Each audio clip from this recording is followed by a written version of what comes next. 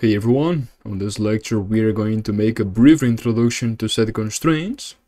This is a very powerful modeling feature of MiniZinc. Essentially, we are able to define sets as decision variables.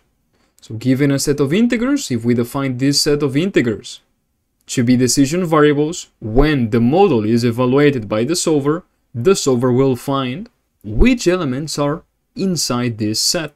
We can define sets very easily with decision variables in the following way.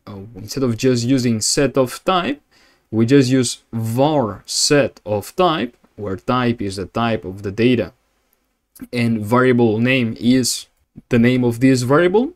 Bear in mind that whenever we have a decision variable, we need to impose this decision variable and represent that this is going to be a decision variable with this keyword prefix var.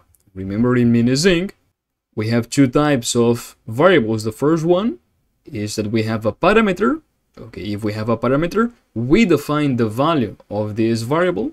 And then we can also have a decision variable. A decision variable is a variable that we don't define the value of.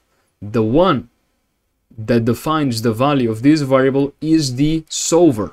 Okay, this is what a decision variable is.